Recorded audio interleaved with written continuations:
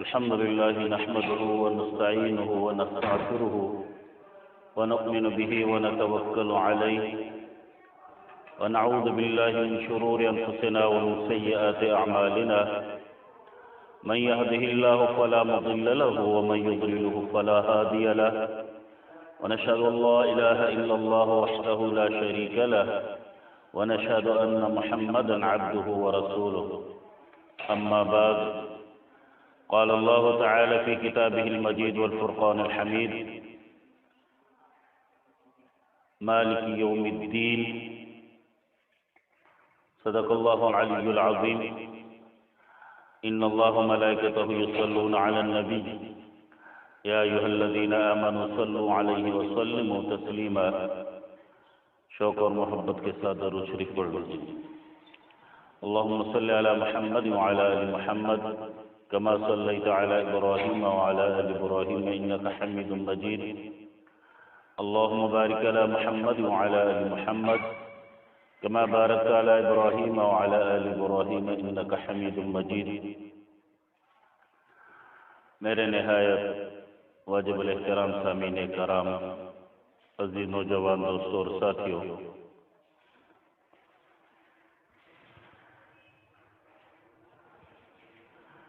اللہ تبارک و تعالی لارے کتاب قرآن مجید فرقان الحمید میں ارشاد فرماتے ہیں، اللہ تبارک و تعالی مالک ہے روز جزا کا، جزا و سزا کا اللہ مالک ہے دن قیامت کا۔ اور مومنین کی صفات میں اللہ یہ ارشاد فرماتے ہیں وَبِالْآخِرَةِ هُمْ يُوقِنُونَ، مومن وہ ہے جو آخرت پر یقین رکھتا ہے۔ یہ دنیا،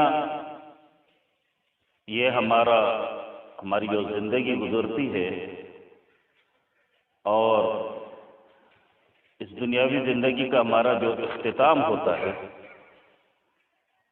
اور اس کے بعد ایک نئی زندگی شروع ہوتی ہے،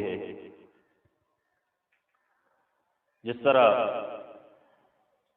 ایک بچہ ماں کی پیٹ میں ہوتا ہے، 4 ماہ کے بعد اس میں روح پھونکی جاتی ہے اور اس کا دماغ بھی ہوتا ہے، اس کا دل بھی ہوتا ہے اور جسمانی اعضاء بھی بن رہے ہوتے ہیں، اور اس کی خوراک وہ گندا خون ہوتا ہے، اور اس ماں کے پیٹ میں ایک زندگی گزارنے کے بعد یہ دنیا کی اس پیٹ میں آتا ہے اور یہاں پہ اپنی زندگی گزارتا ہے، اور اس کے بعد اگلی ایک دوسری زندگی ہے جو زمین کا پیٹ ہے، اس میں جانا ہوتا ہے اس کو۔ اور اس تمام زندگی میں یہ اپنے اوقات کو، اپنے وقت کو پورا کرتا ہے۔ نبی اکرم صلی اللہ علیہ وسلم اس دنیا کی مثال اس سمندر سے دیتے ہیں، ارشاد فرماتے ہیں کہ ایک شخص سمندر میں اپنی انگلی کو ڈبوتا ہے اور اس انگلی کے ساتھ جتنا پانی آتا ہے، دنیاوی زندگی اس کی اتنی ہے اور جو سمندر ہے وہ باقی ہے۔ تو میرے واجب الاحترام بزرگوں، نوجوان دوستوں اور ساتھیوں،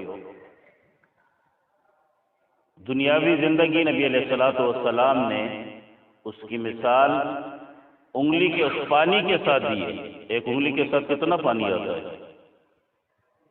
کچھ قطرے ہی ہوتے ہیں پانی کے، اور کتنا جلتی وہ انگلی سے وہ پانی کے قطرے بھی گر جاتے ہیں، اور جب تک وہ گرے نہیں ہوتے اس وقت وہ کچھ لمحات ہوتے ہیں جو یہ پانی کو دیکھ رہا ہوتا ہے، ان قطروں کو دیکھ رہا ہوتا ہے، بس یہی دنیا ہے۔ اگلی جو زندگی ہے اور جو جہان ہے وہ ابدی ہے۔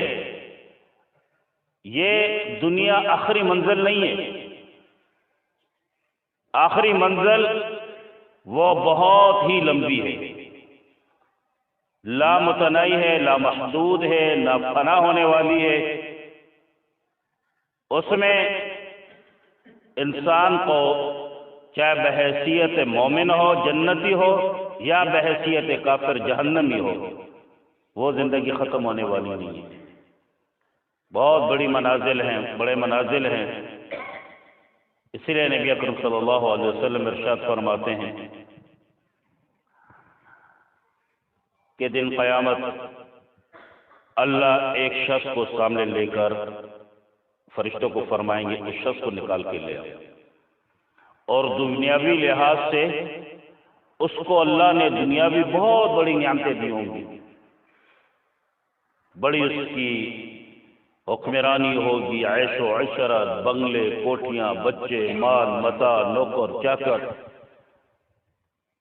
اور یہ وہ آدمی ہوگا جب سے اللہ نے دنیا بنائی ہے اور جب قیامت کے آخری دن تک دنیا تھی، ایک آدمی کو اللہ اس میں نکالے گا۔ تو آپ اس سے اندازہ کر لیجئے کہ کتنے بڑے اللہ نے دنیاوی نعمتیں اس کو دی ہوں گی، بحیثیت ایک آزمائش کے۔ ایک ہی آدمی کو نکالا جائے گا اور اللہ تبارک و تعالیٰ فرشتوں کو فرمائیں گے کہ اس کو جہنم کا ایک غوطہ دے کر لے آؤ، کافر ہوگا۔ اس لیے نبی علیہ السلام فرماتے ہیں یہ دنیا مومن کے لیے قید خانہ ہے، جیل خانہ ہے، اور کافر کے لیے جنت ہے۔ تو جب غوطہ جہنم میں دے کر فرشتوں اس کو لے کر آئیں گے، کھہر بہا اور بہا انسان میں صرف ایک ہوگا۔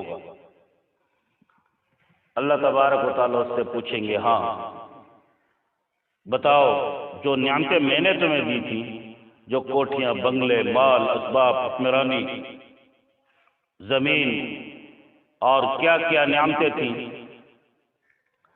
اب بتاؤ ان کا کیا ہوا؟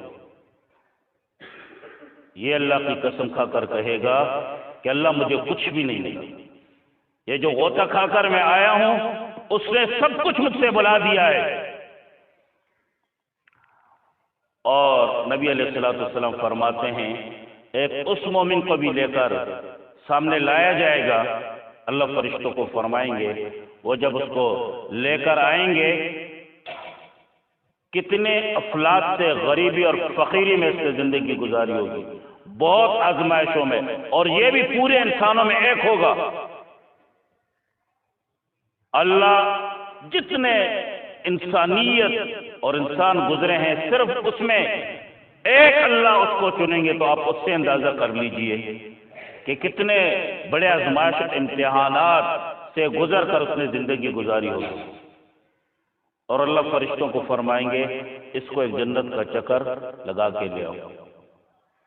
جب اس کو جنت کا ایک چکر لگا کر رب العالمین کے سامنے پیش کیا جائے گا، اللہ فرمائیں گے ہاں اب بتاؤ دنیا میں جو تمہاری افلاس تھی، فقیری تھی، غریبی تھی، آزمائش اور امتحانات تھے، وہ یاد ہیں آپ کو؟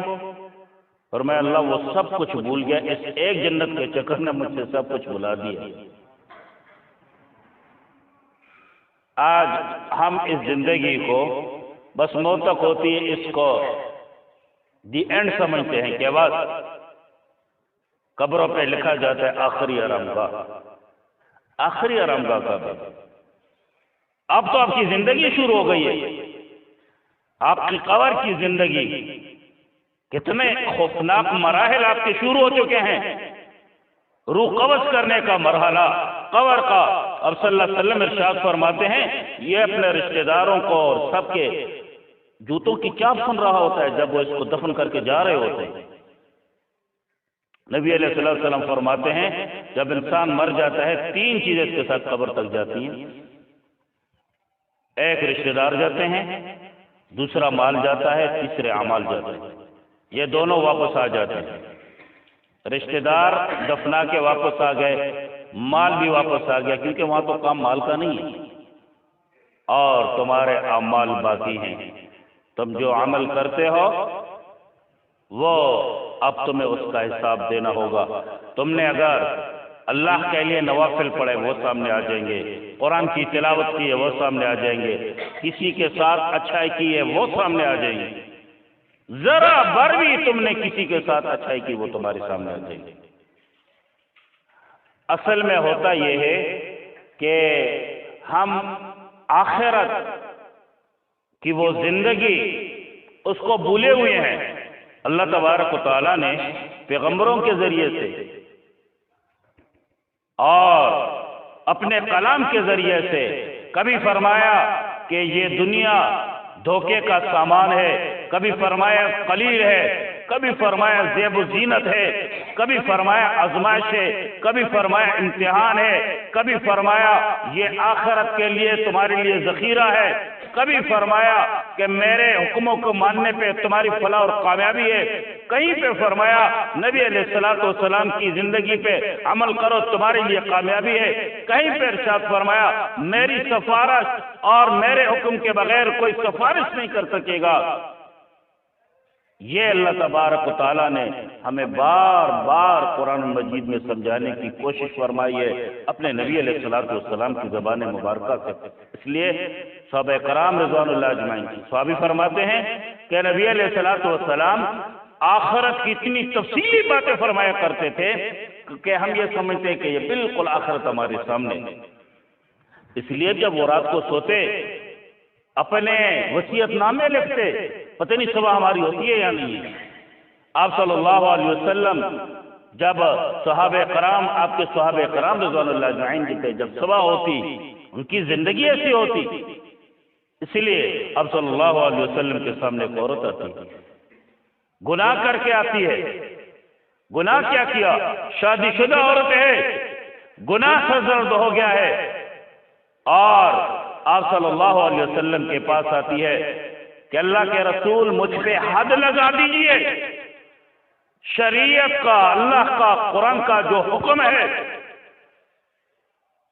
اس حکم کے مطابق میرے ساتھ معاملہ کیجئے۔ آپ صلی اللہ علیہ وسلم چہرہ دوسری طرف پھیرتے ہیں، یہ دوسری طرف آتی ہے، آپ صلی اللہ علیہ وسلم چہرہ تیسری پھر دوسری طرف پھیرتے ہیں، یعنی تیسری دفعہ یہ پھر اس طرف آتی ہے، آپ صلی اللہ علیہ وسلم پھر اپنا چہرہ چوتھی مرتبہ اس طرف پھیرتے ہیں، یہ پھر اس طرف آتی ہے۔ نبی علیہ السلام نے ارشاد فرمایا ہاں آپ نے ابھی اقرار کر لیا ہے، گناہ کر لیا ہے اور اس کا مطالبہ کر رہی ہو تو آپ کے پیٹ میں بچہ ہے، جب یہ بچہ بڑھ جائے، اس کی پیدائش ہو جائے اور اس کا دودھ کا وقت گزر جائے، 2.5 مہینے اس پہ ہو جائے، اس کے بعد آنا، آپ پہ اللہ کا حکم اور شریعت نافذ ہو۔ اس عورت کا استقامت دیکھیں، آخرت کا خوف دیکھیں۔ انسان پہ جب آخرت کا خوف ہو، انسان پہ جب آخرت کے ان منازل کا خوف ہو، آخرت کے حساب و کتاب کا خوف ہو، اللہ کے سامنے کھڑا ہونے کا خوف ہو، پھر دنیاوی بڑی سی بڑی رسوائی اور سزا اس کو ڈگمگا نہیں سکتی۔ آپ صلی اللہ علیہ وسلم دیکھیے اور اس کا استقامت، 2.5 سال بعد وہ آپ صلی اللہ علیہ وسلم کے پاس پھر آئے، 2.5 سال بعد وہ آپ صلی اللہ علیہ وسلم کے پاس پھر آئی۔ اب 2.5 سال گزر گئے ہیں، اس عورت نے کتنے تقوی کے ساتھ یہ 2.5 سال گزارے ہوں گے۔ ایک عورت آتی ہے، اپنے گناہ کا، زنا کا اقرار کرتی ہے، اور صرف اقرار کرنا نہیں، اس کی سزا کا مطالبہ کرتی ہے کہ مجھے سزا دیجیے شریعت میں، اور امت محمدی صلی اللہ علیہ وسلم کے لیے ایک شادی شدہ آدمی اگر بدکاری اور زنا کرے سنسار کیا جائے گا، اور اس کے لیے یہ اس کو پتا تھا کہ مجھے پتھر مارے جائیں گے، میری بڑی خوفناک موت ہوگی، سارا مدینہ کھڑا ہوگا، میری رسوائی ہوگی، لیکن دنیاوی رسوائی کے لیے وہ تیار ہے، دنیاوی سزا کے لیے وہ تیار ہے، کیونکہ اس کو پتا ہے آگے ایک بہت بڑا دربار لگنے والا ہے، آگے ایک بہت بڑا محشر کا میدان لگنے والا ہے، ایک بہت بڑے اللہ کے سامنے پیشگی ہے۔ فَمَن يَعْمَلْ مِثْقَالَ ذَرَّةٍ خَيْرًا يَرَهُ وَمَن يَعْمَلْ مِثْقَالَ ذَرَّةٍ شَرًّا يَرَهُ۔ وہاں پہ ذرہ ذرہ اعمال کا ثواب وہ جواب دینا پڑے گا. وَلِتُجْزَىٰ كُلُّ نَفْسٍ بِمَا كَسَبَتْ وَهُمْ لَا يُظْلَمُونَ. بدلہ دیا جائے گا ہر آدمی کو اس کے کسب کے بدلے. 2.5 سال بعد پھر آتی ہے آپ صلی اللہ علیہ وسلم کے سامنے پھر اس سزا کا مطالبہ کرتی ہے. آپ صلی اللہ علیہ وسلم نے ارشاد فرمایا کہ اس پہ حد لگائی جائے. سنسار کی حد. پتھر مارنا 1 2 3 آدمی بھی نہیں، پورا معاشرہ اس کو پتھر مارے. پتھر مار مار کر اس کو سزا دی گئی. آج تو ان سزاؤں کے ساتھ ہنسا جاتا ہے. پوری کفریہ طاغوتی قوت ہے، اسلام دشمن ان کے جنڈ اور ٹانس اسلام کے ان سزاؤں کے ساتھ وہ ہنسی مذاق کرتے اور مخالفت کرتے ہیں اور اس کو گالی بنا دیا ہے. یقیناً اگر ایسی 2 3 سزا دی گئی معاشرہ گناہ سے پاک ہو جائے گا. معاشرہ ایک بہت بڑی بدبختی سے پاک ہو جائے گا.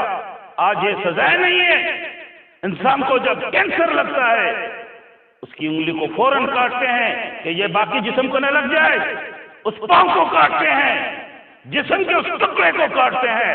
کوئی بھی اسے ظالم نہیں کہتا اس ڈاکٹر کو، اور کوئی بھی زیادتی والا نہیں کہتا، کیونکہ پتا ہے کہ اب اگر اس کینسر کا یہ علاج نہیں کیا جائے پورے جسم کو لگ جائے گا.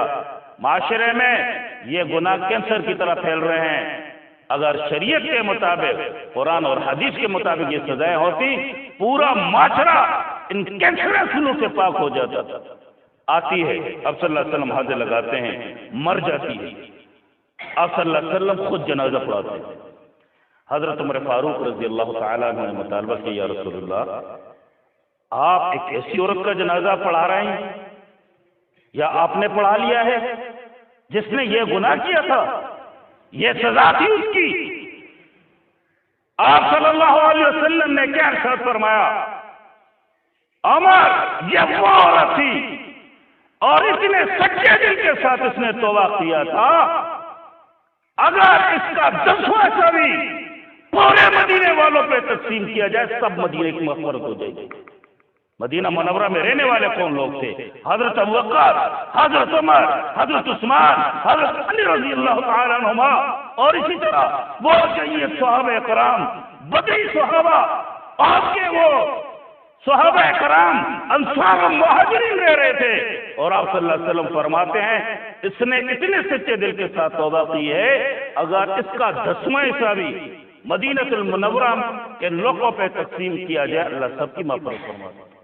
تو میرے واجب الاحترام بزرگوں، آخری بات عرض کرنا چاہتا ہوں، اس دنیا کی زندگی کو آخری زندگی مت سمجھو. ایک بہت بڑی زندگی آنے والی ہے، اس کے لیے تیاری کرو. اپنے عمل سے، اپنے قول سے، اپنے وہ قول و فعل سے اپنی زندگی کے ان قیمتی اوقات کو محفوظ کرو، معمون کرو، امن والا بناؤ، آخرت کے لیے تیاری کرو. نبی علیہ الصلوۃ والسلام ارشاد فرماتے ہیں مومن وہ ہے جو آخرت کے لیے تیاری کرے، مومن وہ ہے جو قبر کے لیے تیاری کرے.